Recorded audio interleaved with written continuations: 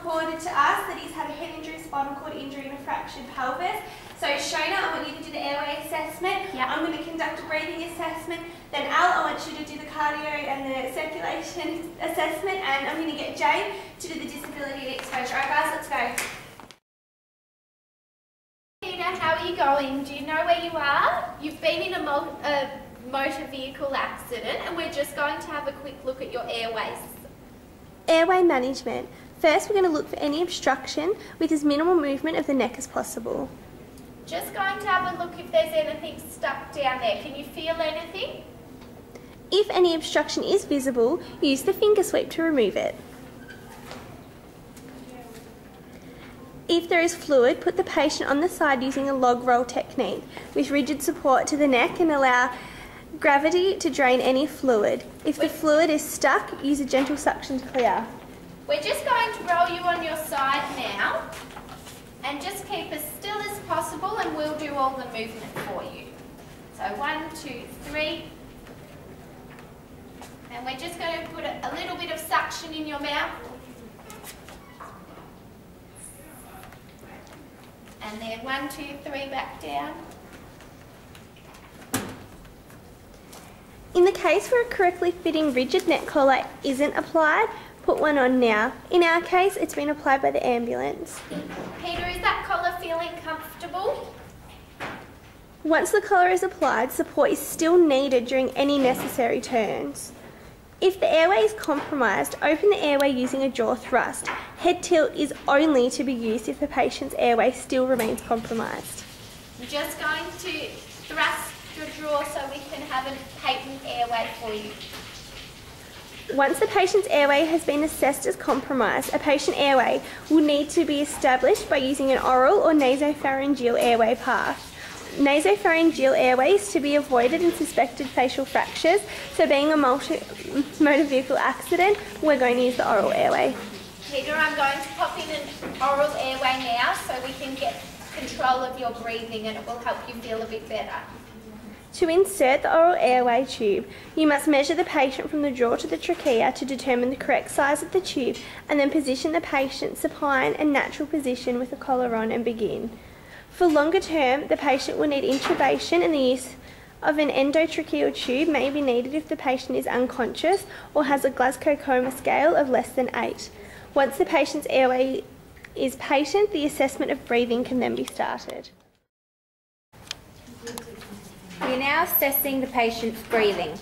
Normal, spontaneous breathing is vital to maintaining life. Look, listen and feel. First of all, I'm going to look to make sure that I can see the rise and fall of the lower abdomen and the chest. So I'm just going to have a feel of your chest now, just feeling for your breathing. Sorry, I've got really cold hands. We're going to make sure that I can see an equal rise and fall. This, if it's unequal, it could be close to a pneumothorax or a tension pneumothorax or a flared chest. I'm then going to listen. So I'm going to listen through his nose and his mouth to see if I can actually hear any air coming out. I'm just going to have a listen to your mouth. And then I'm going to have a really quick listen with my stethoscope. Hi Peter, I'm just going to have a quick listen to your chest with my stethoscope. I'm just listening to see if I can hear the air entry.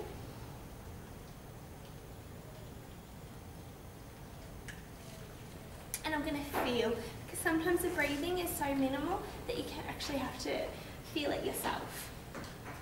Just touching your chest again. As breathing is present in our patient, we will now apply oxygen therapy and give analgesia.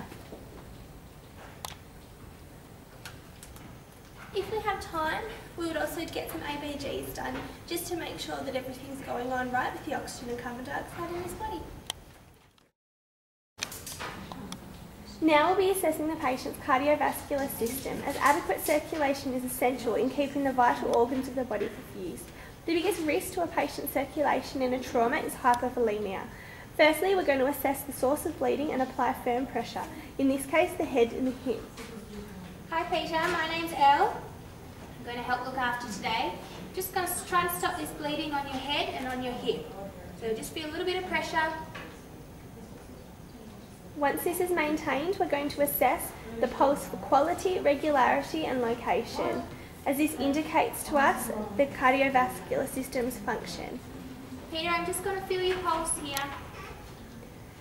In a trauma, it is usually assessed at the carotid point, as this is most medial to the body. Now we will perform blood pressure, as this directly relates to the signs of hypovolemia. Peter, I'm just going to take your blood pressure. In most instances of hypovolemia, a heart rate will rise and a blood pressure will be low.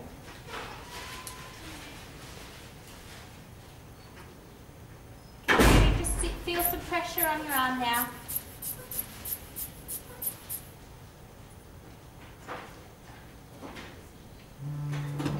Blood pressure is 90 on 40. Now we're going to conduct a skin assessment, looking at the colour, capillary refill and temperature. We're also going to assess the perfusion to the extremities.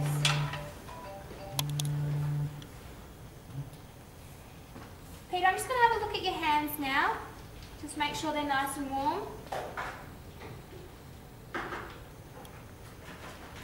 And your feet.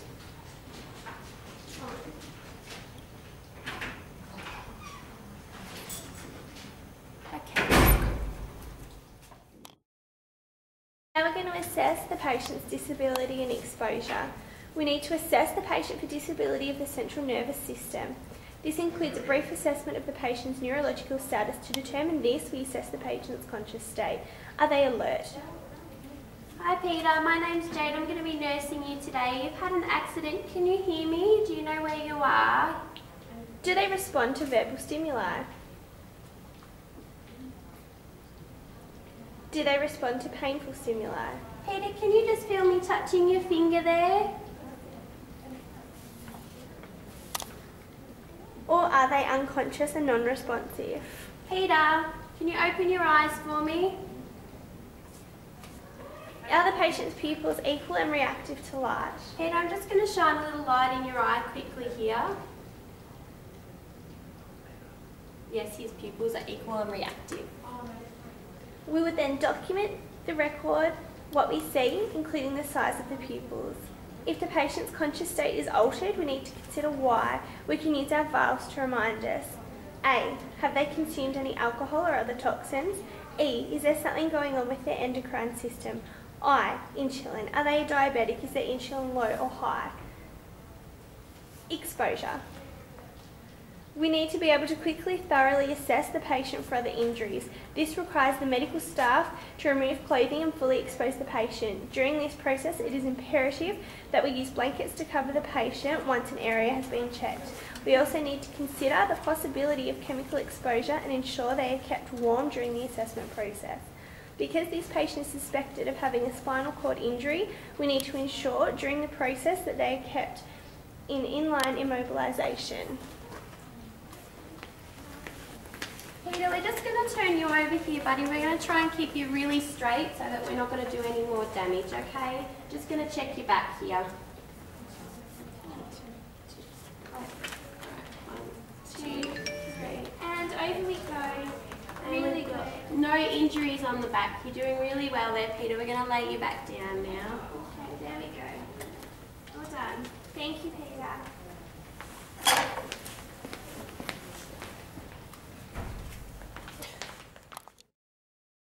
So we're going to have a quick debrief about today's trauma case. So we're going to go through all the steps we did in our primary assessment, why we did them, and what evidence we've got to support this. So Shona, you did airways today. I want you to tell me what you did and why you did it. Okay, so the first thing that I did was look for any obstruction. When I saw that there was some debris in the mouth, I used the finger sweep. After that, if there had been liquid, I would have done a log roll. Because this patient has spinal injury, we have to make sure we all support the head, so you'd need at least 4 people when doing that. And then applying suction if gravity didn't let the fluid run out. If the collar was not applied, in this situation it was already, I would first size up the collar appropriately and then apply a collar, and then check if the airway is still compromised. If it is, I would do a jaw thrust because this is best evidence practice as opposed to a head tilt. And would then measure and insert an oral airway and hope for and then there would be a patent airway. If there wasn't, we'd go for a longer term approach, which would be intubation. Okay, so I'm going to talk about breathing assessment. I'm going to reflect on this a little bit. So breathing's vital. We need to maintain a normal, spontaneous breath action to maintain life. We also need to make sure that we look at all the causes which could damage or affect effective breathing. So we're going to look for damage to the brain. The brainstem controls our breathing, so any form of brain damage will inhibit this. We're going to look for airway obstruction, which has already been assessed. That's done thanks to our first person who assesses airways. We're going to look for damage and impairment to the muscles and the nerves that's involved with breathing. Intercostal muscles, diaphragm, things like that will all hinder breathing. We're also going to look for problems affecting the lungs, such as pneumothorax, tension pneumothorax, deviated trachea or a flailed chest, which in this case, being a motor vehicle accident, was the most things we had to look out for. So during the assessment of breathing, we looked for movement of the upper abdomen and the chest, we listened for air expiration from the nose and mouth, and we also listened for air entry into the lungs. You just want to give a quick listen over to each of the lobes. In this case, I only did the front because it is a spinal injury and we don't want to roll him over. And then we felt for movement in the chest and abdo because sometimes it's such a slight air entry and such a slight breathing that you need to feel it before you can actually hear it. Once we've established that there is breathing or there isn't, so for an unconscious or unresponsive patient who isn't breathing, we're going to commence CPR straight away. We're going to do 30 compressions to 2 breaths. Basic stuff, guys. If they're still not breathing, we're going to bag and valve is another option apart from CPR. We're going to chuck some high flow oxygen on, laryngeal mask, intubation. Now if the patient is breathing but it's not quite adequate, we're going to also put some oxygen therapy on, Hudson mask, put 6 to 10 litres, whatever you think is appropriate. And we're also going to give them analgesia for pain relief, which will help their breathing become more relaxed. At some stage we're also going to want to take some ABGs just to make sure that there is enough oxygen amongst the body. So the management of circulation, the first priority is going to be to stop the bleeding with pressure. And the second priority would then be to replace the volume and warming the patient and analgesic. Our patient did have a palpable pulse, so we would then maintain direct pressure to external bleeds, commence cardiac monitoring, commence IV therapy, consider warming to prevent hypothermia, implement the 3-to-1 rule, which is 3 mL of replacement fluid for every ml that was lost. We may need an ultrasound to diagnose any internal bleeding, and this may require surgical intervention. We will be looking for signs and symptoms of shock, which include hypertension, tachycardia, tachypnea, hypothermia, cool extremities, and a decreased capillary refill and decreased urination. As part of the primary survey, we need to assess the patient's disability. So this includes a brief assessment of the patient's neurological status. So we're going to do a neuro assessment, so we want to see how they're going to respond. So are they alert? Are they going to open their eyes as soon as we walk into the room? Are they only going to respond to verbal? When we call their name, they're going to open their eyes. Are they going to respond to pain? So we press on their nail beds and they open their eyes. Or are they unconscious with no response at all? We're going to assess their pupils. Are they equal and reactive when we shine the light briefly in their eyes? We also want to look at exposure. So we need to assess their injuries by turning them over. Obviously, because they've got a suspected spinal injury, we want to do a log roll. So this is going to need 3 to 4 nursing staff just to make sure everything's supported and they're kept in line. We need to remember that we're going to have to remove their clothing so we can see every aspect of their body, but we also want to keep them warm, so we need to have blankets over the areas that have already been checked. So Wilkinson and Skinner suggest that the primary survey as a whole should take no longer than 3 to 5 minutes. So our neurological assessment should take roughly 30 seconds. So it is a very brief but thorough survey, if that makes sense. So we need to be able to assess all this in a small amount of time. So it's quick thinking and making sure we're thorough with it.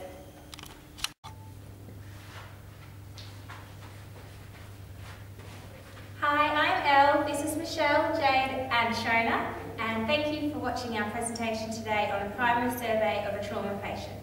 We've used best evidence-based practice to demonstrate all our skills today, in particular www.resource.org.au, which have the most recent clinical guidelines.